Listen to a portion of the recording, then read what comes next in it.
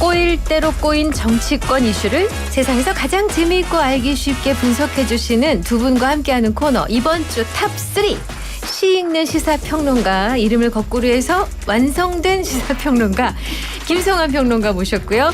장혜찬 전 국민의 청년 최고위원도 나오셨습니다. 두 분 감사합니다. 반갑습니다. 안녕하세요. 장혜찬 전 최고위원이 막 웃는데. 아니 장혜찬 저 최고한테는 제가 정치권의 풍운하라는 한번 닉네임을 붙여주고 싶은데 괜찮아요? 풍운하? 네, 좀 심한 풍운을 겪었죠.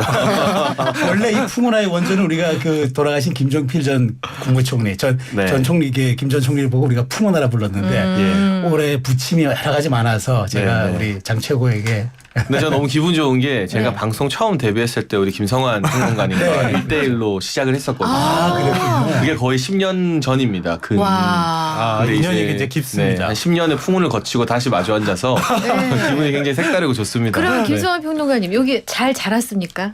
아니요, 그리고 10년 동안. 저는 굉장히 애정이 많은데요. 다른 분들은 그렇게 별로 생각하지 않은 분이 있어가지고 제가 오히려 속을 끓이는 일이 있었습니다. 아, 그러셨구나. 아니, 네, 그래서 좀 최근 근황을 한번 여쭤보고 싶은데 그 뭐 총선 끝나고도 벌써 이제 꽤 시간이 흘렀어요. 그렇죠. 그동안 어떻게 지내셨어요? 뭐 일단은 내상을 깊게 입어서 요양하는 시간을 좀 가졌고요. 이게 정치라는 게 정말 경선을 이기고도 이런 일이 벌어질 수 있구나 하는 것 막 온갖 정말 풍운들이 있지 않았습니까? 그 안에서 인생도 다시 생각하고 정치도 다시 고민하고 뭐 이 고난을 또 개인적으로 또 공적으로 어떻게 좋은 방향으로 승화시킬지에 대한 그런 고민하는 시간을 가지다가 이제는 시간도 좀 지났고 해서 조금씩 목소리를 낼 필요가 있겠다 싶어서 방송 인터뷰나 이런 것들도 뭐 조금씩 하고 이제 재개를 하고 있는 시점입니다. 패널로 나오시는 거는 이번이 처음이 아닌가요? 총선 이후에?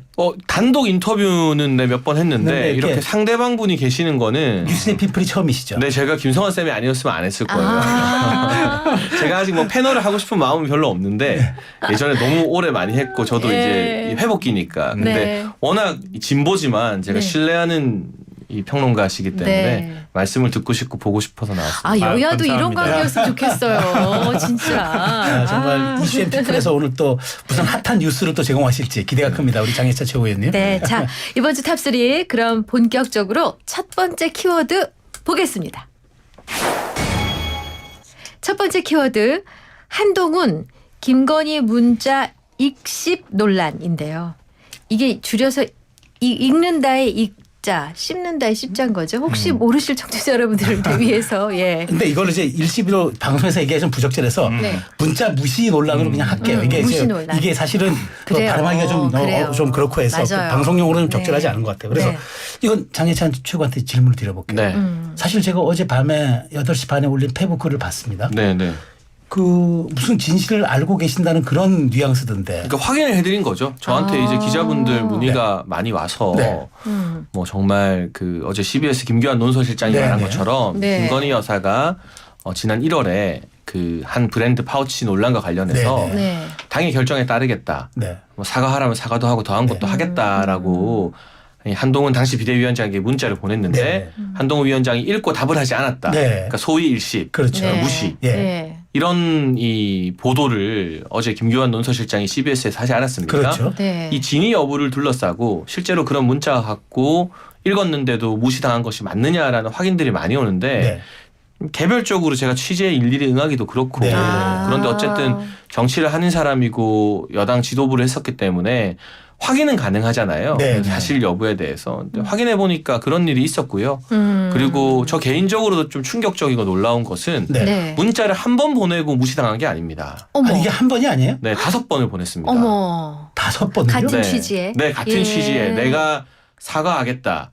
그리고 이 모든 것이 나의 책임이고 나의 잘못이다. 당에 폐를 끼치고 싶지 않다.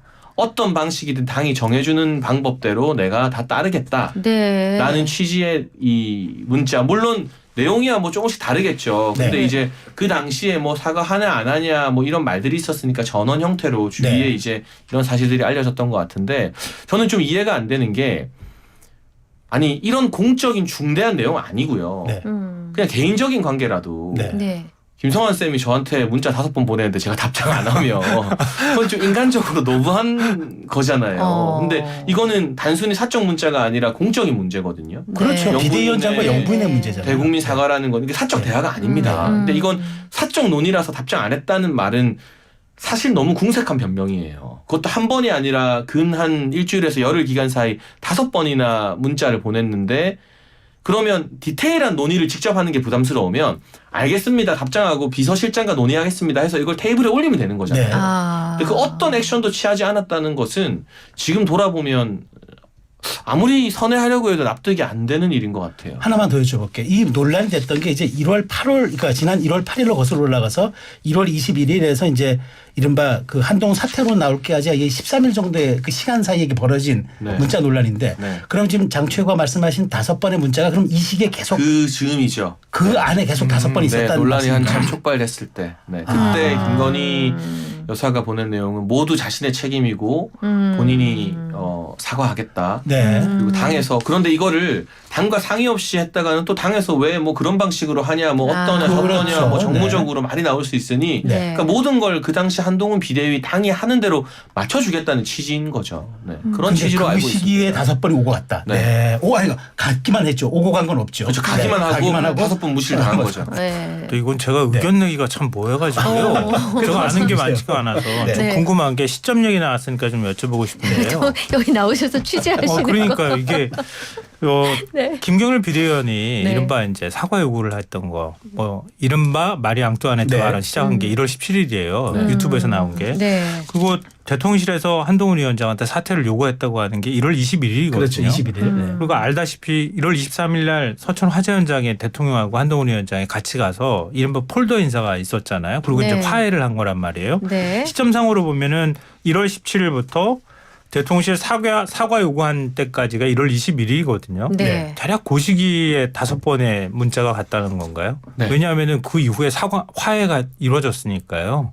그러니까 네. 그 무렵에 딱 제가 정확하게 뭐 날짜를 특정해서 뭐 이렇게 하기보다는 어쨌든 분명한 건 마리 앙뚜아네트 발언은 저를 포함해서 보수 진영이 김경률 회계사와 한동훈 비대위에게 굉장히 분노하게 만든 사건이거든요. 네. 근데 그 발언이 나오기 전에도 문자가 갔고 그 발언 이후에도 그럼에도 불구하고 내가 사과하겠다는 취지의 문자가 갔습니다. 네. 전후로 네, 계속 그러니까 문자가 굉장히 그 갔다는 민감한 거예요? 시기에 계속해서 꾸준히 김건희 여사 측에서는 내가 어떤 방식이든 당의 결정대로 뭐 사과를 하라면 하고 네. 더한 것을 하면 하겠다라고 낮은 자세로 그리고 아시겠지만 거의 20년간의 사적 인간관계가 있었잖아요. 네. 그런데 그런 인간관계에 기반한 문자가 아니라 비대위원장 네. 이렇게 공식적인 그렇죠. 이 관계 설정에서의 어떤 저자세로 네. 내가 뭐든 하겠다는 문자로 알고 있고 그 당시에 사실 이 문자에 호응해서 어떤 식으로든 영부인의 사과가 이루어졌다면 네. 총선 분위기나 전기가 또 확 바뀔 수도 있는 거고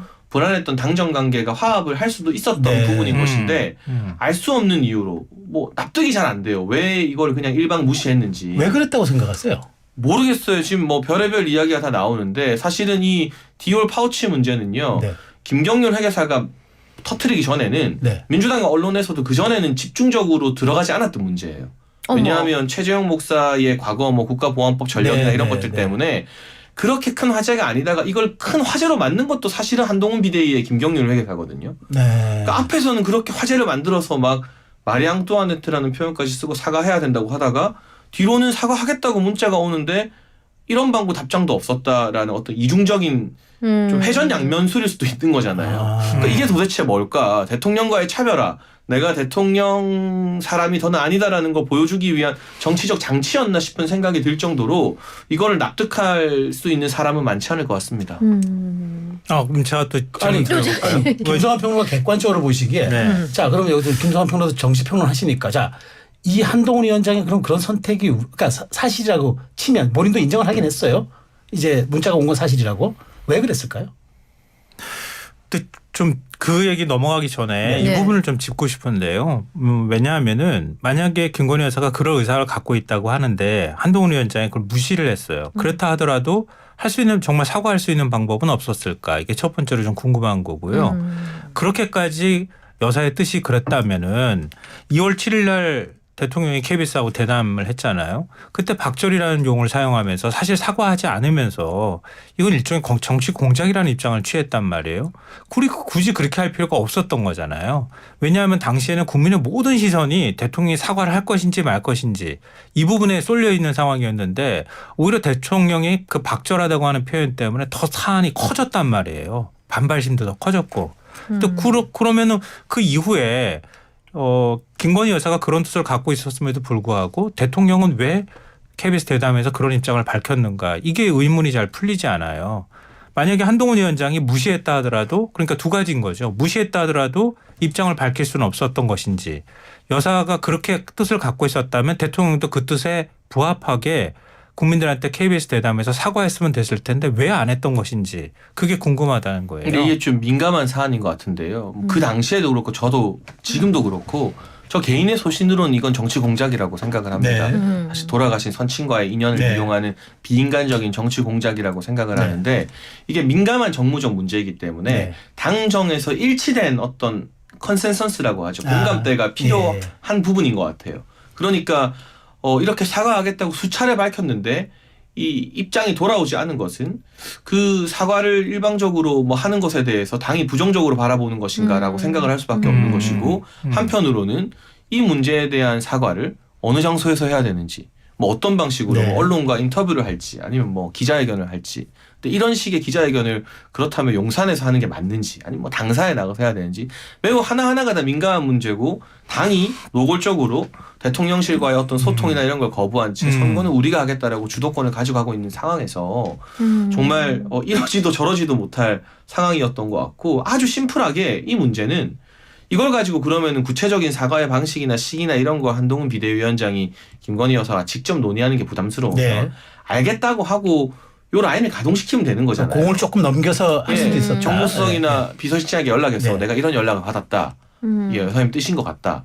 이제 이걸 어떻게 할지 논의해보자라고 하면 되는데 그런 시도조차 저는 없었다는 것은 저는 글쎄요 제가 뭐 이런 확대 해석까지는 하고 싶지 않습니다만 그 이후의 어떤 책임이라던가 이런 부분을 당이 아니라 대통령실에게 돌리기 위한 일종의 정치적 장치가 아니었는가. 그리고 처음부터 이 문제를 이제 기폭제 삼아서 대통령과의 차별화를 시도하는 어떤 정치적 빌드업의 한 수단이 아니었는가 하는 그런 좀 비극적인 생각을 할 수밖에 없습니다. 왜냐하면 이 문제를 본격적으로 폭발시킨 당사자가 또 한동훈 비대위의 핵심이었던 김경률 회계사였기 때문에 뭐 이 부분에 대해서는 단순히 뭐 사적 문제라서 답장 안 했다라는 걸로는 해명이 안 될 것 같아요. 한동훈 후보 측의 성실하고 좀 왜 그걸 받아들여서 호응하지 않았는지에 대한 대답이 나와야 될 것 같고 짧게 첨언하면 이 김웅 전 의원이 어제 그 현장에 같이 있었거든요. 방송 현장에. 근데 여러분 아시겠지만 김웅 전 의원은 반윤 중에서도 굉장히 센 반윤으로 분류가 되잖아요. 근데 그분조차도 이게 사실이면 한동훈의 해당 행위다. 이걸 호응을 해서 구체적으로 협의해서 사과를 했으면 훨씬 더 수도권 접전지에서 결과가 좋았을 텐데 왜 하지 않았는지 이해가 안 된다라고 성토한 것을 보면 여기에 대한 해명이 저는 한동훈 위원장 측에서 나와야 된다고 생각합니다. 알겠습니다. 그래서 이제 한 후보 측 얘기를 좀 들어야죠. 당연히. 한 후보 측은 왜 지금 시점에 이런 내용이 나오는지 의아하다면서 그 같은 문자 내용이 사실과 다르지는 않다. 이렇게 반박성 얘기를 했습니다. 한 후보의 입장은 어떤 거라고 보십니까? 김성환 평론가님. 그 시점을 의심하고 있는 것 같아요. 문제 삼으려면 진작에 삼을 수 있었을 것 같은데 지금 전당대회 국면에서 뭐 윤 대통령하고는 관계가 멀어졌다고 하는 게 뭐 거의 공지의 사실이 된 거잖아요. 하다못해 지금 어제자 중앙하고 중앙하고 조선일보에 주필과 논설위 원이 칼럼을 썼는데 그 칼럼 안에도 더 이상 대통령실하고 한동훈 위원장은 가까워질 수 없는 사이가 됐다. 김건희 여사와 관련돼 있는 문제도 그렇다 이렇게 썼을 정도였단 말이에요. 그거 보면서 저도 메모를 해놨어요. 하나만 좀 소개를 해드리면 중앙일보 김영기 논설위원이 칼럼을 썼는데 이런 구절이 나옵니다. 실제 대통령실 주변에선 윤 대통령과 김건희 여사가 자신들의 분신과도 같던 한 후보의 배신에 더욱 아파하고 분해하고 괘씸해한다는 이야기가 공공연히 새어나온다. 이런 구절이 나올 정도예요. 그러니까 그 관계가 이렇게 틀어져 있고 결국은 지금 이번 그 전당대회는 한동훈 대 윤석열의 대결이 될 수밖에 없다. 이렇게 표현까지 등장하고 있는 상황인데 이 시점에서 이게 바깥으로 나온 거란 말이에요. 이게 저는 궁금한 게 한동훈 위원장 쪽에서 흘린 것인지 아니면은 거꾸로 어쨌든 뭐 친윤 그룹이든 한동훈 위원장의 반대쪽에서 이걸 지금 흘린 것인지 이게 궁금해요.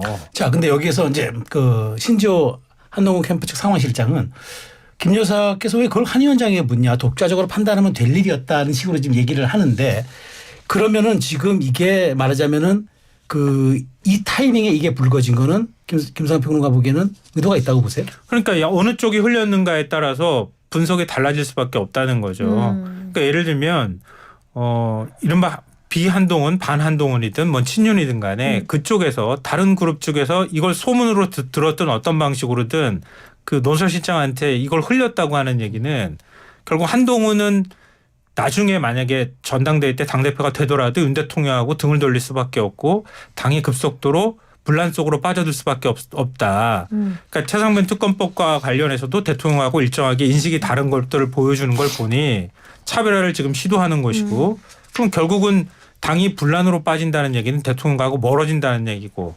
그렇다면 한동훈 위원장을 선택하는 것은 굉장히 불안한 선택이 될 것이라는 여론을 만들기 위해서 그랬던 것이 아닐까 이렇게 의심할 수밖에 없거든요.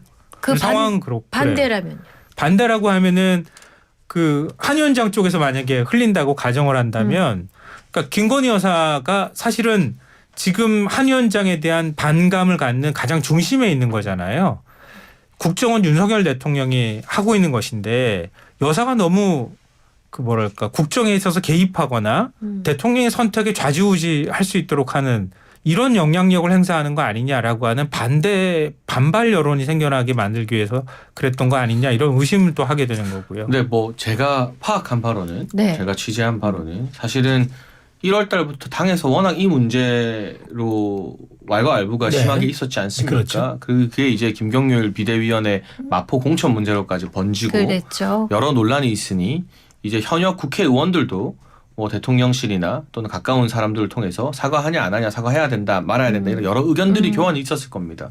당정의 정무적 의견 교환은 자연스러운 일이고요. 다 있었겠죠. 그때 아마도 뭐 복수의 의원들이나 이런 분들에게 사과를 하려고 의사를 충분히 이렇게 문자로 전달했는데 당 지도부에 회신이 오지 않는다.